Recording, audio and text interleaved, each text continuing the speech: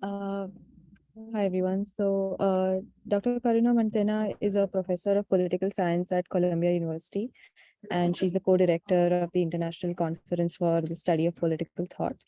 She's the author of Alibi of Empire, Henry Maine and the Ends of Liberal Imperialism, which analyze the transformation of 19th century British imperial ideology.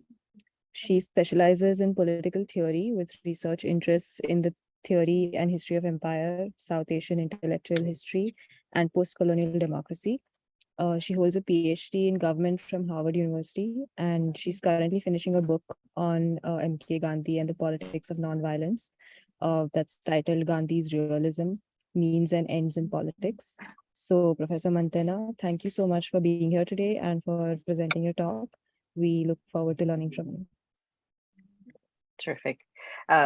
So thank you all. It's wonderful to be here. So I'll thank Sabrina for the invitation and Aishwarya for the introduction and Mavis and Priyanka for helping with the organization. I'm sorry I couldn't be there in person, but it's great to see everyone. I once taught at Cornell, so I feel a little close to the institution. So I'm just going to jump right into the talk. The title of my talk is Why and How Gandhi Civilized Disobedience. I'm going to start my timer to make sure I don't go too far over. So in recent years, there's been a growing rejection, especially amongst political theorists and philosophers, of the model of civil disobedience that had been consolidated in American legal and political philosophy in the late 1960s and 70s in the context of its in the aftermath of its mass use in the civil rights movement and anti-war protests, and mounting criticism by conservatives that toleration of such practices encouraged criminality, anarchy, and disrespect for the law. So Rawls's theory, you may know Rawls's theory of civil disobedience, was representative of this wider discussion, and it has been the focus of this mounting criticism. So just a quick summary of Rawls's theory. Rawls's theory emphasized four basic requirements for legitimate civil disobedience or disobedience in a decent society.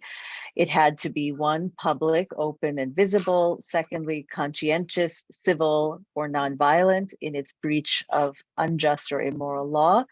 And it should accept arrest and punishment as a way to show fidelity to the rule of law. And in general, it should be seen as it should be constitutionally bound and appeal to shared ideals, and thus not a revolutionary or its focus shouldn't be overthrowing a regime.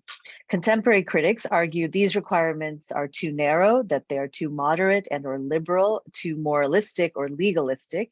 In making their case, they often argue and show, and I think they are on solid ground here, that these requirements are either based on mistaken understandings of sort of crucial figures like Thoreau, Gandhi, and King, or more provocatively, that none of these canonical figures would have fit the criteria of a proper civil disobedience. An early skeptical intervention on this ground was made by a philosopher, William Hurd, that Thoreau especially neither used the term civil disobedience nor contemplated or practiced most of the actions that are now loosely associated with civil disobedience. I'll come back to this issue about whether Thoreau ever used the term civil disobedience. But King has been the most important note of contention, since in many ways he was the exemplary figure whose mode of disobedience was what many of these liberal philosophers, including Rawls, were explicitly hoping to rescue from conservative critique. In this endeavor, critics now contend Rawls and others necessarily tamped down on King's more disruptive, provocative, and radical or transformative elements to make it appear safe for liberal constitutionalism. Brandon Terry has made some of these arguments, Aaron Pineda, and at Cornell, of course, Alex Livingstone. So these criticisms, these contemporary criticisms, are often made in the service of a defense of uncivil forms of disobedience, such as some of the more recent forms of environmental, alter globalization, animal rights movements that frequently employ more disruptive confrontational tactics.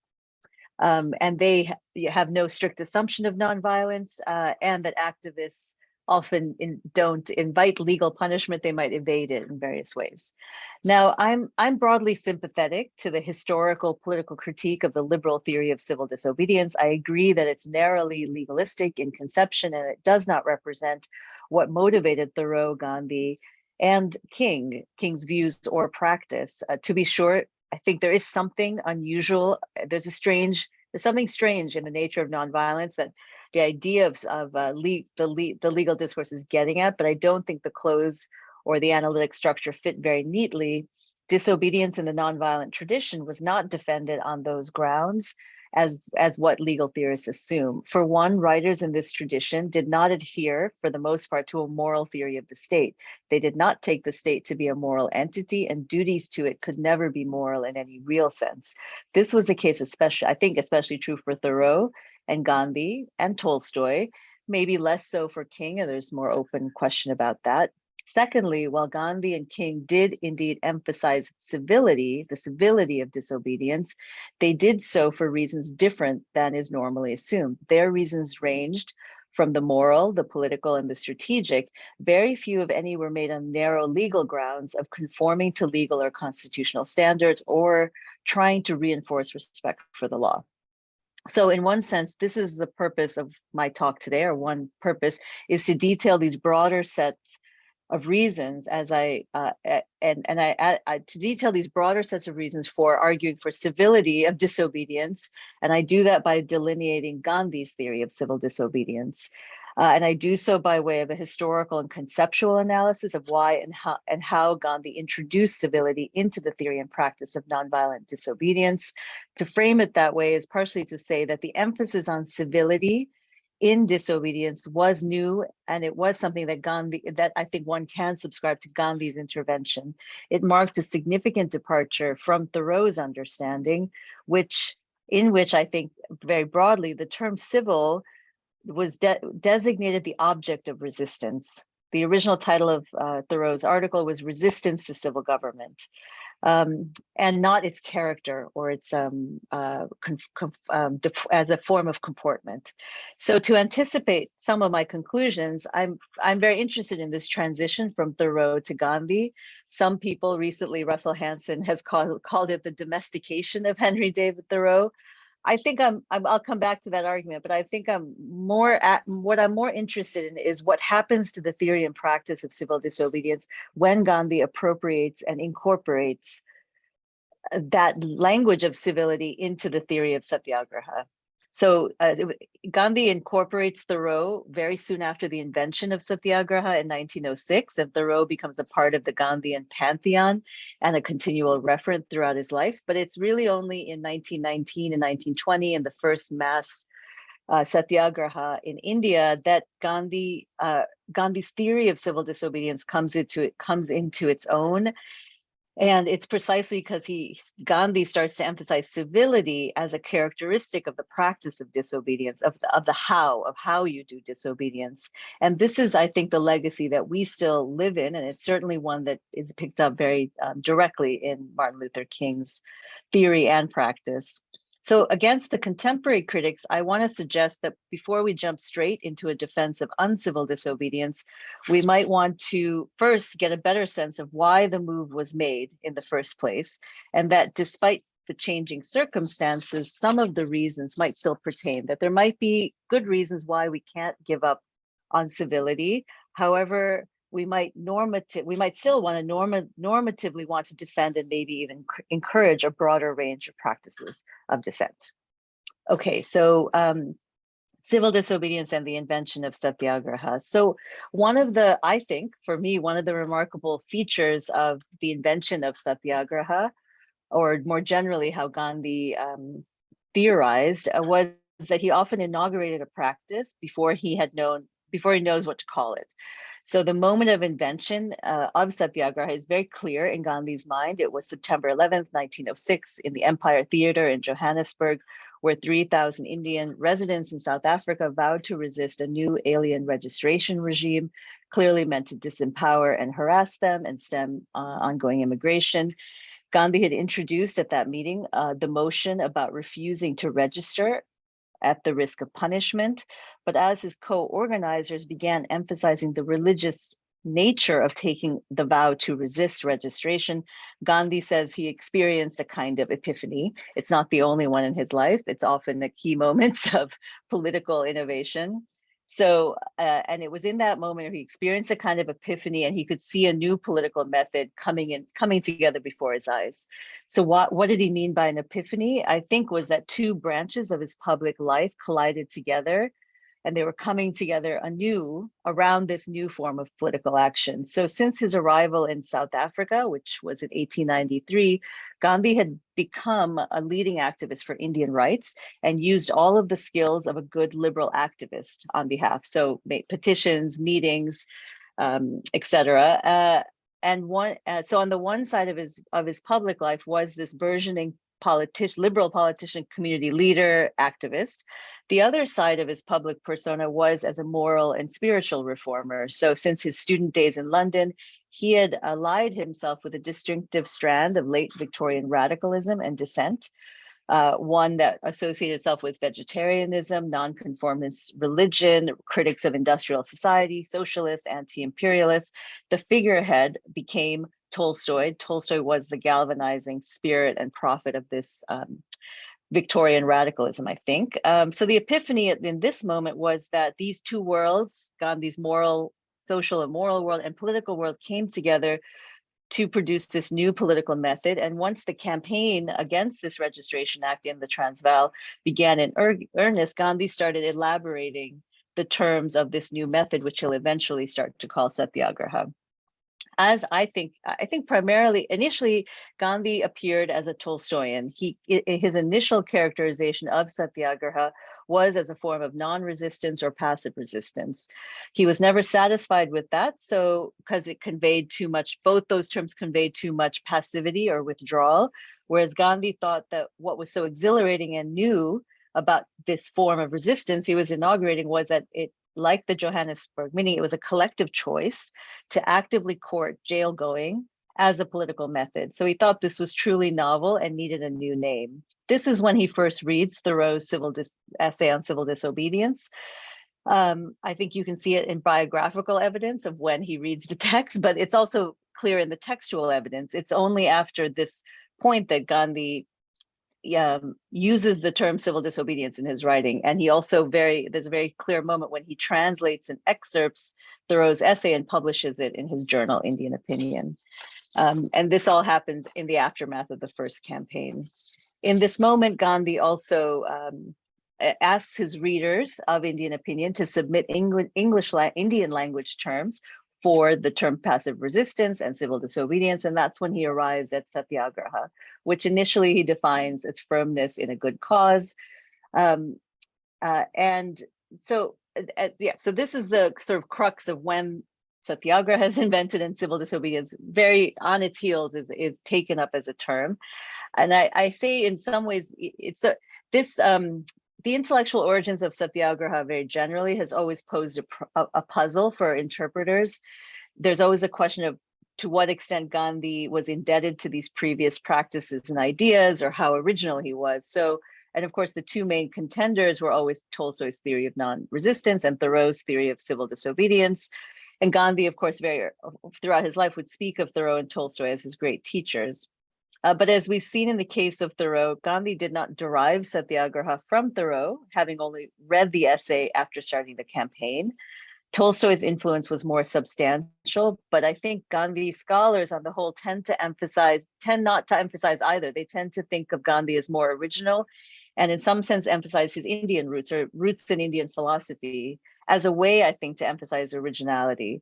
So despite the repeated references to Thoreau and Tolstoy as his teachers, many would argue that Gandhi refers to these names just to justify his own ideas, to make his views more persuasive, to give them a kind of authority.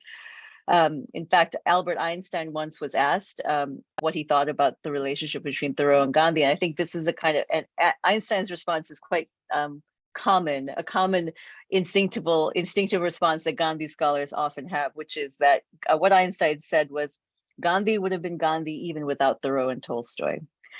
Now, so I think there are a lot of interesting questions about origins of satyagraha, and it's not easy, partially because Gandhi himself was an autodidact and proselytizer.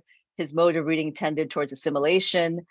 And he, again, instinctively innovated practically and then amalgamated and deepened and elaborated those ideas. But I do think in this case, as I say, it's clear that Tolstoy is the more longstanding, important, and had a personal relationship with Gandhi. They famously corresponded. Gandhi introduces himself as a follower of Tolstoy. And again, indeed, Satyagraha was first introduced as a species of Tolstoyan resistance. But even there, Gandhi very early on knew he was innovating. Unlike Tolstoy, who had a more dispersed model of non-cooperation, really, though that's not technically the term he would use, Gandhi knew he was using more coordinated mass politics. That was always the case with Satyagraha, rather than a dispersed individual model, which was more Tolstoy's. As I said with Thoreau, there's no derivation as such, but once Gandhi read Thoreau, he immediately started using the term civil disobedience and citing Thoreau as its great expert practitioner. Again, he republishes a Gujarati translation of in Gandhi's form. It's a didactic reinterpretation, and with excerpts from Civil Disobedience, he immediately starts publishing this as a pamphlet. And I think you can see why Thoreau becomes important, because civil disobedience is in a way more refined, or we might say it's more accurate to what Gandhi was doing, as opposed to Tolstoyan non-resistance, which was really more like non-cooperation, what would become more like non-cooperation, not participating, not paying taxes, withdrawing from various kinds of practices. So, and I said, so Gandhi's understanding of the first innovation is Satyagraha begins as a kind of mass law breaking, as a purposeful strategy of disruption. And so Thoreau made more sense as an immediate touchstone. And Gandhi also especially liked Thoreau's account, the centerpiece of the resistance to civil government, of Thoreau's account of being in jail, which Gandhi would exaggerate further the idea of the just man being in jail, or the most dangerous man being in jail.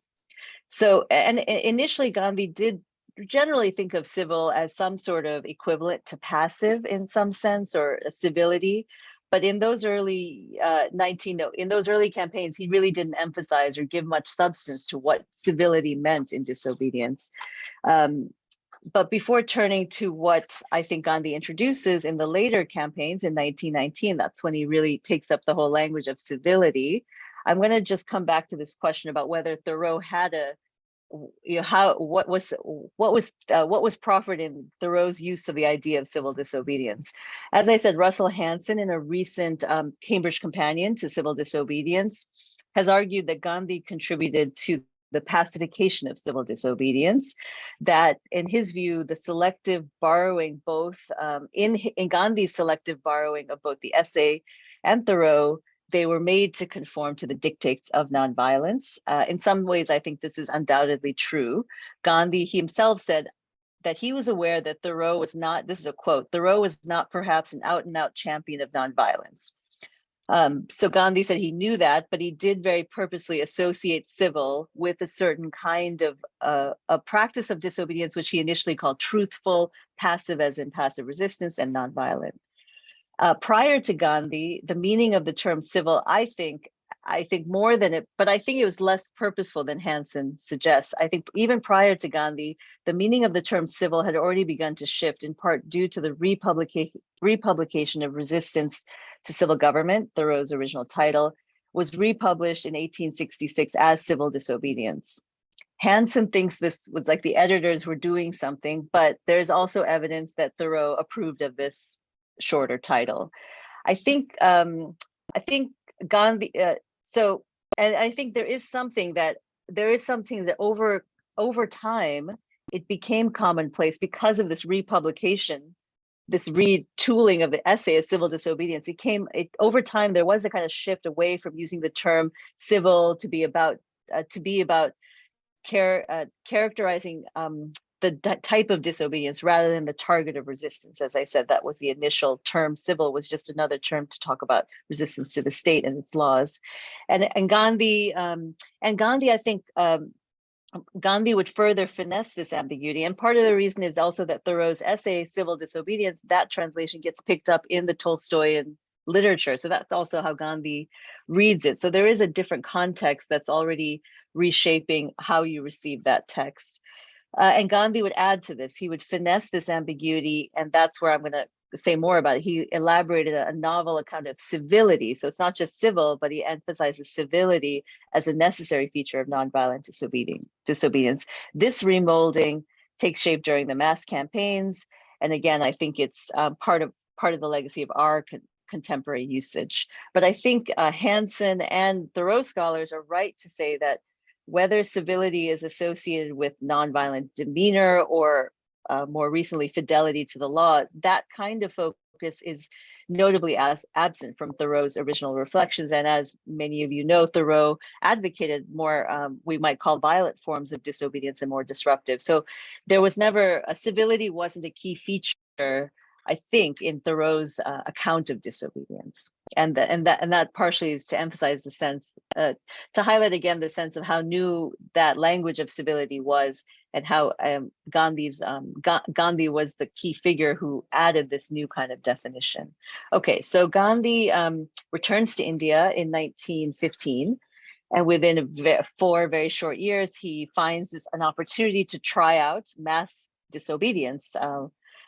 The first time, as he says, mass satyagraha and mass disobedience against the extension of wartime. The opportunity happened in 1919 against the extension of wartime emergency powers, known as collectively as the Rowlatt Acts. So this, along with the extensive non-cooperation movement, which started in the aftermath of this campaign, provided this opportunity for Gandhi to test and refine the theory and practice of satyagraha, and especially in its civil disobedience, or the dimension of civil disobedience. I think today we tend to use the term civil disobedience very loosely. I can come back to that in discussion. We sometimes just use it to mean mass protest or demonstrations of dissent. But for Gandhi, and I think for King, we'll see there's a little bit of a transition. It was very specific. It was about breaking the law. And Gandhi was thinking through the nuances of what staging law breaking does as a political tool. So when attempting to launch his first mass civil disobedience campaign, he faced a very interesting practical conundrum. So he was trying to test or disobey sedition laws. But of course, sedition laws were quite extreme, or they were, it was a real question of how do you disobey sedition laws when they were about pretty violent or extreme activities. And so so he decided to focus on, in a way, trying to find a way to find the most absurd or the silliest of the terms of sedition. And the one thing he found was he could publish tracts that had been banned under the sedition law. And of course, many of them were his own, so all of his own writings at that point, from Hind Swaraj and early pamphlets, had been officially banned. And so he published these illegal tracts, including his translation of Plato's Apology, which is a kind of irony, of course. So the main problem, so again, the problem was, how do you disobey Rowlatt Acts since they require sedition?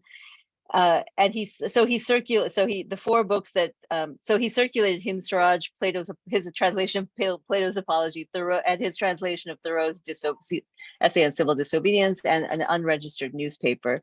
So I think there is something ironic, of course, that the translation of the Apology was banned, and it was banned throughout until independence. But I also think there is something interesting there is something, of course, very self-reflexive and meta, we might say, that Gandhi publishes the Thoreau's essay, The Duty of Civil Disobedience, as an act of disobedience.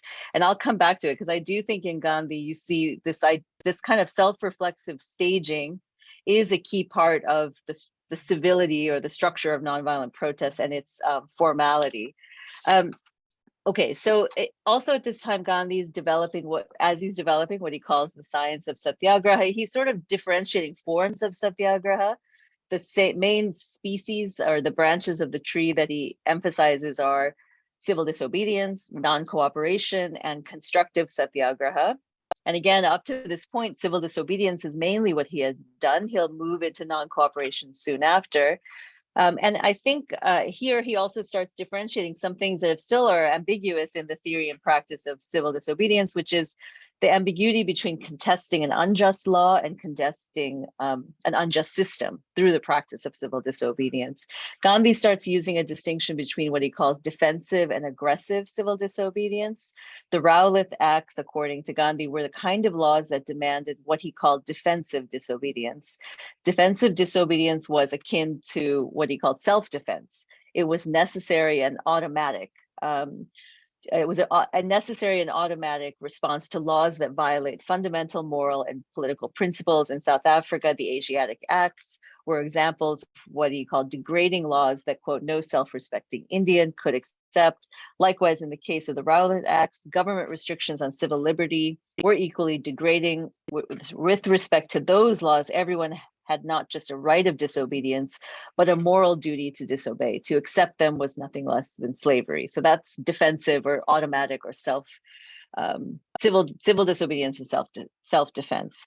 Aggressive civil disobedience was when you contest a law as a way to question a regime, its authority to issue laws. For example, non-payment of taxes during non-cooperation. So on the one hand, what you call aggressive civil disobedience is that you're making a judgment about the system as a whole. It's also so he would say an example of taxes. Taxation in principle isn't immoral, not in Gandhi's language. Tolstoy may have disagreed, but for Gandhi, taxation isn't immoral. A just regime could tax. There's nothing wrong in principle with taxation, but to say that you're not going to pay taxes in this regard was a judgment of the system as a whole, a condemnation of the system as a whole. And it's taken and sometimes he says you're aggressive is also voluntary. You're taking on this this to make a point. And non-cooperation and the salt satyagraha later would in a way involve both aggressive and defensive, and often defensive would shade into more aggressive forms of civil disobedience, and eventually something he would call total disobedience or purna, a kind of total disobedience of the regime and all its laws. I just as a side note, one of the things that Gandhi was differentiating here was that non-cooperation, which he starts practicing, he would say is not civil disobedience because it involves it's less aggressive. You're not technically breaking any laws. You're often just withdrawing, say, from government schools, boycotting courts, etc. So technically, in its early phases, non-cooperation, will say, is innocent. It's not illegal, and it can be practiced by everyone, including school children. And it's really the later stages where the two come together. And the last stage of non-cooperation was always non-payment of taxes, or at its very limit, mutiny of some kind. Okay, so but the most important innovation Gandhi makes in this early campaign, both in Rowlatt and leading to non-cooperation, is the introduction of the language of civility. And I want to just say why he introduced the language of civility in these campaigns. I think we often forget, that both these campaigns ended rather dramatically and as partial failures, in the sense that they both were effectively called off by Gandhi when they were implicated in incidents of violence. Gandhi did not think they were total failures. He thought both campaigns, and especially non-cooperation, taught ordinary people to overcome fear of imperial authority and regain what he called their inherent power to contest oppression. But he did think that they were failures as non-violent campaigns. They led to outbreaks of violence, and he again suspended them. Technically, he often just suspended, especially in non-cooperation, the aggressive civil disobedience component of the campaign. And he did that to reassess why nonviolent campaigns or satyagraha had led to violence. And he famously referred to these series of missteps of his early campaigns as his Himalayan miscalculations. And I think in diagnosing the end of both campaigns, that's when Gandhi started to map out, remodel nonviolent action, and try to correct for these inner tendencies towards violence. And that's what civility was an answer to that problem, the problem of violence. So I'll just describe the violence, because obviously violence is a very loaded term, and it's used by, it's kind of euphemistically used both in colonial official reports and newspapers and critics. So in Bombay and Ahmedabad during the Rowlatt campaign, riots ensued upon rumors of Gandhi's arrest. He was on his way to Punjab and turned back. Rioting here meant demonstrations which overflowed into attacks on persons and property, and sometimes more organized acts of sabotage and provocation, train derailments, attacks on police, government property, and government personnel or people who were deemed cooperators. So Rowlatt was really about these acts of intimidation. Non-cooperation during non-cooperation as well, loyalists or cooperators were attacked. But the most famous incidents took place at Chauri Chaura, which is a small station in what was then United Provinces, where 23 policemen who had fired on demonstrators were chased into a police office, and that was set on fire, and those policemen were killed. That ended the non-cooperation movement. But there were also other incidents that Gandhi was critical of, which is social boycott or extreme ostracism of people who were not participating. So in response to both these events, Gandhi began to emphasize and elaborate a theory of civility, and especially right after the Rowlatt disturbances. And that's when he first starts distinguishing, first way of defining civility, he distinguishes between civil and criminal disobedience or uncivil disobedience. So criminal disobedience, he argues, is thoughtless, uncivil, devoid of truth. It involved physical intimidation and violence to persons and property. Its opposite was civility, which meant not just refraining from violence, but a form of enacting violence, so it's a way of performing acts of disobedience or resistance to project the right meaning. So they had to perform civility. So I'll come back to what that content is. And initially, again, the way conceptually he differentiates, a civil disobedient distinguishes their actions from an anarchist, on the one hand, who denies the legitimacy of law as such, and the criminal, who defies the law when it is in their self-interest to do so. And this is also when Gandhi starts arguing that only someone who is known as a habitual follower of the law could be an effective disobedient. Now, I'm going to say two more things just before I get to the content of civility or what it looks like. I'm going to circle back, and this is more of a kind of background view, I think, of how Gandhi diagnoses the problem of violence to which civility is the answer. In Hind Swaraj, which was a text he writes 10 years before the Rowlatt campaigns, Gandhi really, it was the first time he really had a critique of violence, and it was really focused on an argument against advocates of terrorism, or really specifically targeted assassination or kind of propaganda of the deed kind of violence. And his response, of course, was that kind of violence he thought was really a product of an allure of modern civilization, something that the Western educated elite were captivated by. So initially, he really thought of that kind of violence as an elite pathology driven by a desire for power and a certain psychological traits that undergirded the turn to political violence, attempts at mastery, worries about frustration, a desire for power. But here, I think you really have this new problem, violence that emerges from within the dynamics of mass action. And this is the new problem that Gandhi has to deal with in this entire decade. And I think that's part of the reason why it's the most creative decade in thinking and theorizing satyagraha. And here he has to think of a number of different ways in which, and what he thought was happening was partially that many people were misunderstanding the logic of satyagraha, confusing the idea of organized, purposeful provocation or intimidation with what he thought of as disciplined action. So he thought the problem was that you were mixing these two modes, and everyone was quite open that you could mix these modes, a sort of more violent form and a non-violent form. And I think at Chauri Chaura, he also thought something also new was happening, which is that there was, whereas before there's problems of frustration that might lead to action, but here you really had a kind of sense of collective power or mastery. So Gandhi thought what he saw at Chauri Chaura was the kind of overflowing of the success of non-cooperation was that as Indians, as he said, overcame slavery, and they began to revel in a newly found collective power. And so, and they were too easily tempted to dominate or intimidate others they saw as weaker to them, and in this case, weaker in numbers. So civility was one language and a concept to mitigate these hazards of action or these forms of violence. Okay, so I have about 10 minutes. So I'm going to just end here to really focus, which was hopefully the crux I was trying to get to. So I think to really understand the purpose of civility, why Gandhi introduced it into the logic of nonviolent protest, the most interesting part is the how of civility, what it looked like in practice. So, and I think, again, Gandhi was most inventive, I think, in innovations in practice, in some ways to match these conceptual distinctions that he also elaborated.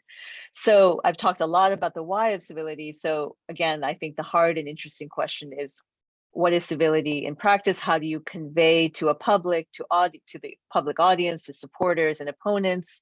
How do you convey that you are, in Gandhi's language, what you're doing in civility is you're conveying that you're neither a criminal, nor an anarchist, nor a simple disturber of the political order. And I think his answer was really about giving form and formality to the structure of nonviolent protest, especially in its exemplary discipline and organization. This is what often is Gandhi gives a lot of rules and maxims about how nonviolent protest should be done. And I think this is where you see the clue to civility in practice. And I think I'm going to broadly say there's three groupings to understand how this is performed is displays of non-coercion, displays of self-rule, and displays of self-sacrifice. Non-coercion I think of as kind of the basic moral heart of it, whereas you never intimidate, and Gandhi was very specific, it's really physical intimidation that he was very clear that you don't do of opponents or potential allies. Self-ruling is, I'll say what looks like self-ruling, but self-rule, to show yourself as self-ruling actors is really to differentiate yourself from the anarchist of some kind. And self-sacrifice, I think, is to differentiate yourself from the criminal or from an egoistic actor. So non-coercion, Gandhi devised all these rules about for specific acts like pickets, boycotts, harthals. So they would avoid all appearance of coercion and intimidation. And you were balancing disruption with constraint. I think partially that's the key to making the message clearer. But some of what you would do in terms of comportment was he emphasized silence often. And in general, Gandhi had this view that your actions spoke louder than words. So silence was very important. It displayed thoughtfulness. He would say the deeds showed commitment, whereas speech was distracting or energizing in certain ways. So you stage this message. So in general, during non-cooperation movement, when you have pickets, you never physically stop picket crossers. In the boycott of schools, there were students who wanted to lie down across the entrances to schools. He said that's a kind of physical intimidation that's unnecessary, especially in the most controversial or things like school boycotts. Again, he was against ostracism or social boycott, the idea of not giving essential services to people who might be not part of the protest. This had a legacy of caste boycott or caste excommunication as well. And in conditions of confrontation, Gandhi would say, there is something important about protecting opponents, potentially vulnerable opponents. And he had the case he would always say is, when say that there's a mass crowd and there's one or two English policemen, it would actually be more to injure that policeman doesn't show nonviolence or doesn't show any restraint or doesn't do any performative sense of what kind of resistance you're engaging with. It's just an easy act of violence because you've outnumbered them. It's not a show of strength, of nonviolent strength. Again, he also said fasting, for example, you never fast against an opponent, only those against your closest allies. It only would feel morally coercive on those opponents. Self-rule, I think this is probably the more interesting one. So Gandhi always talked about taking solemn vows, the Satyagraha vow. And I think the vows were really ways of showing that you're following your own rules, was a kind of self-rule again, to show that the Indian protesters were self-ruling lawmakers, not lawbreakers, which is what they were accused of being by the government and their opponents. Campaigns in general for Gandhi had to be they had to have planned escalation, stages that were outlined in advance and adhered to. You make public your set of demands and you're careful not to adjust them haphazardly. So again, following your own rules is a part of this kind of constraint. And generally, I think the sense is that there's a thoughtful, controlled way to demonstrate nonviolent power or strength, and to show the capacity to fulfill your own rules of organization is showing your capacity for swaraj or self-rule. Self-sacrifice is partially about accepting the burdens of protest, so showing a willingness to take on risks. The usual language I think you're familiar with, you break a law and willingly and quietly. Gandhi would say smilingly accept punishment. So it's in that's a kind of non-egoism, a sacrifice and suffering that shows that what you're protesting for is about something greater than just your own self-interest. And so he thought this was the lesson, or this was especially what elites in India needed to show, is their capacity and interest in sacrifice, that they were not trying to get power just for themselves. He had a couple of interesting examples too. He said, non-payment of rent, for example, many people have an interest in not paying rent. It's a very burdensome thing, especially for the poor.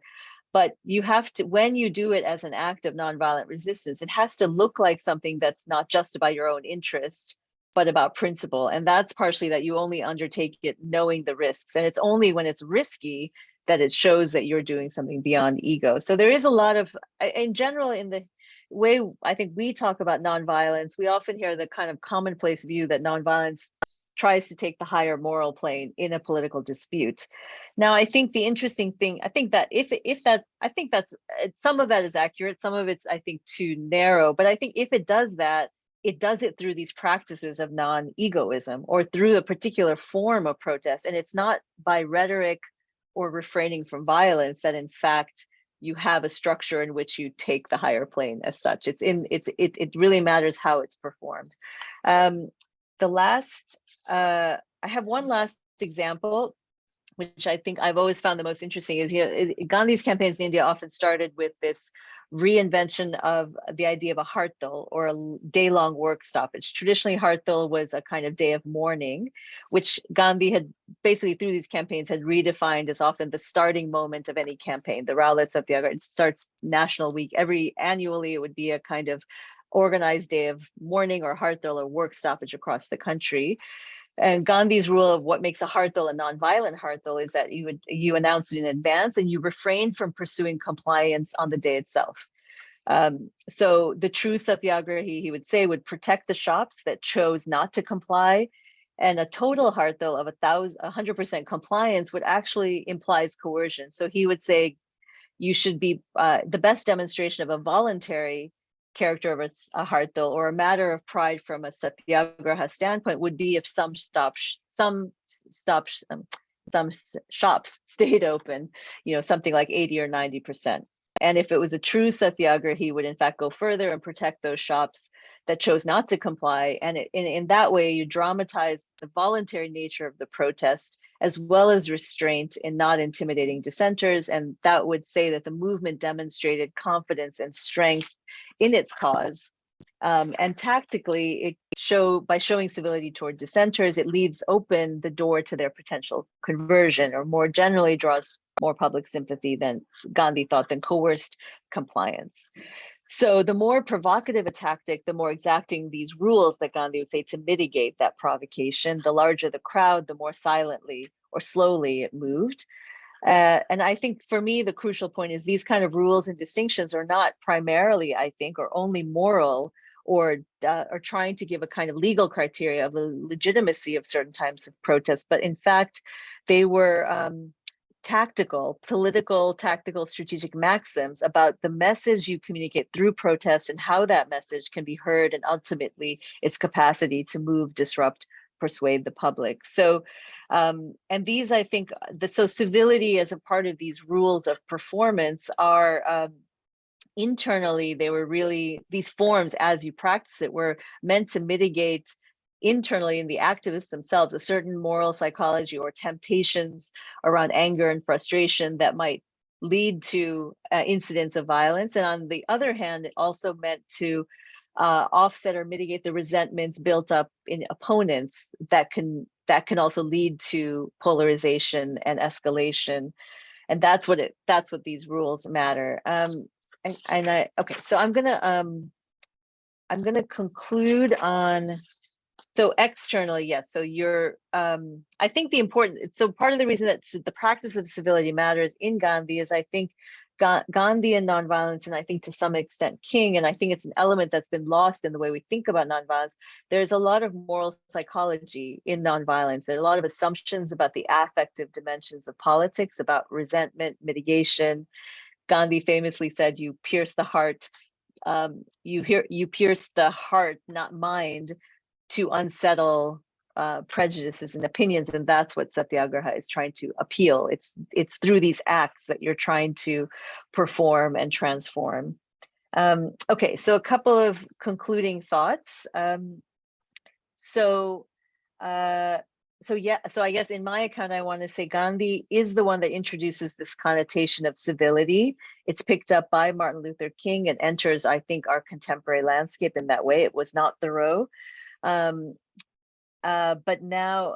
it is loosely associated with civil and peaceful protest. But I want to insist in a way that civility is not about refraining from provocation, but it's that provocation has to be encased in a staging of civility, discipline, dignity, something like that. And civility, again, as I want to say, it's a particular way to perform protest for specific purposes, which in Gandhi's, it's to give protest a more laser-like effect. Here, I think, is also a way to emphasize what I think is essential for this tradition of nonviolent protest is formality. King actually gave it a name that Gandhi didn't, but I think it picks up on it. King called it dramatization. He was picking that up from a theorist, an early theorist of nonviolence named Krishnalal Sridharani. And to dramatize is that, so civility is perform and staged. And I think more generally, Gandhi thought mass action had to be given a form. It had to be given a form, otherwise it was dangerous and it could exceed it could easily spill over into acts of violence. And so in general, I think nonviolent resistance and satyagraha is always a kind of balancing act between disruption and discipline or constraint, and that the fact of disruption has, you constrain it or civilize it in order to make this point. So I think the last point I want to maybe end on is that I think even though I think even if we might want to champion more openly uncivil forms of disobedience, I think one question to ask is how, when we think of the moral defense of uncivil forms of protest is something I think Gandhi and King would agree with. The question they were asking is about the semiotics of protest in terms of what makes an effective protest in terms of messaging and reaching its audience. So I think instead of just defending uncivil forms, there really has to be more thinking about what we think actually works through what does uncivility do that civil protest can't do. What kind of moral psychology are we assuming political movements affect in the public, or the whole question of how people read a protest.